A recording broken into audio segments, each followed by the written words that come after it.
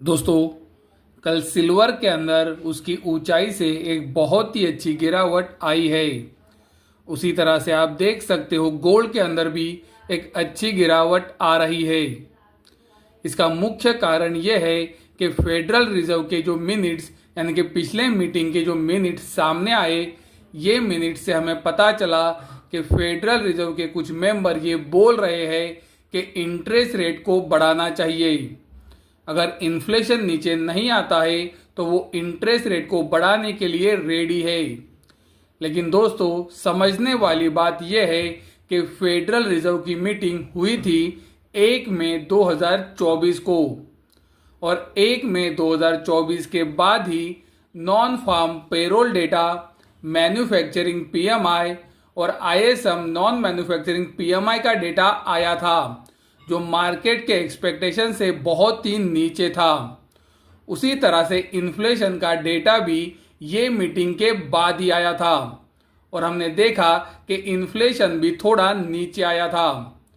तो federal reserve की ये जो मीटिंग के मिनट्स आए हैं, ये सभी डेटा के पहले के हैं, और इसीलिए मुझे लगता है ये डेटा आने के बाद फेडरल रिजर्व अभी इंटरेस्ट रेट को नहीं बढ़ाना चाहेगा।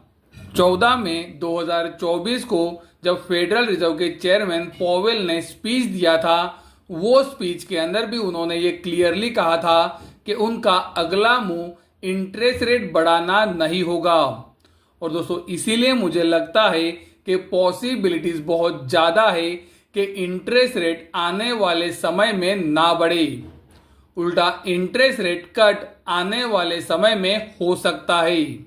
हम आपको फरवरी 2024 से लगातार बता रहे थे कि गोल्ड और सिल्वर के अंदर एक बहुत ही अच्छी तेजी बनने वाली है, और हमने आपको लगातार कहा कि ये तेजी के अंदर जब भी गिरावटें आएंगी, आपको अपना नजरिया गिरावट पे इन्वेस्टमेंट के लिए खरीदारी का रखना चाहिए, क्योंकि अगले 1.5 से 2 साल के अंदर गोल्ड और सिल्वर में एक बहुत ही अच्छी तेजी बन सकती है। दोस्तों, मैं आपको अभी भी वही बताऊंगा। पॉसिबल है कि एक बहुत ही अच्छी तेजी के बाद आने वाले कुछ समय गोल्ड और सिल्वर के अंदर कंसोलिडेशन हो सकता है। दोस्तों, मैं क्या बोल रहा हूं इसे ध्यान से सुनो। आने वाले कुछ समय गोल्ड और सिल्वर के अंदर एक बहुत ही अच्छी तेजी के बाद कंसोलिडेशन हो सकता है।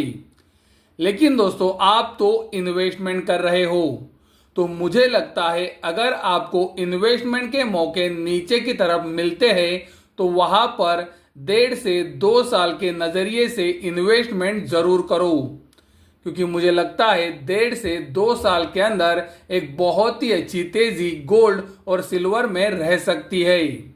लेकिन मैं अगर आने वाले कुछ समय की बातें करता हूं तो मैं आपको बताना चाहूंगा कि पॉसिबल है कि गोल्ड और सिल्वर के अंदर उतनी बड़ी तेजी आपको ना दिखे।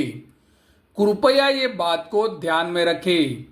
लेकिन मुझे 1.5 से 2 साल के अंदर गोल्ड सिल्वर में एक बहुत ही अच्छी तेजी दिखती है, और इसीलिए मैं आपको बता रहा हूं कि आने वाले समय में अगर गोल्ड और सिल्वर कंसोलिडेट करते हैं तो वहां पर नजरिया एसआईपी मोड के अंदर इन्वेस्टमेंट का जरूर रखो। फरवरी 2024 के बाद गोल्ड अब तक 22% ऊपर आ चुका है, और सिल्वर के अंदर 48% की एक बहुत ही अच्छी तेजी है। तो दोस्तों, आप देख सकते हो, अगर आप हमने बताए तरीके से इन्वेस्टमेंट कर रहे हो तो आप अभी अच्छे मुनाफे में बैठे हो। मैं आपको अभी भी बताऊंगा कि आने वाले समय में मुझे गोल्ड और सिल्वर के अंदर बड़ी तेजी नहीं दिखती है। मुझे लगता है कि आने वाले समय में गोल्ड सिल्वर के अंदर करेक्शन एंड कंसोलिडेशन भी हो सकता है। वो समय पे भी आपका नजरिया इन्वेस्टमेंट के लिए खरीदारी का होना चाहिए, क्योंकि दोस्तों अगले 1.5 से 2 साल के अंदर यहां से भी गोल्ड सिल्वर और ऊपर जाने वाले हैं। तो कृपया ये बात को ध्यान में रखें।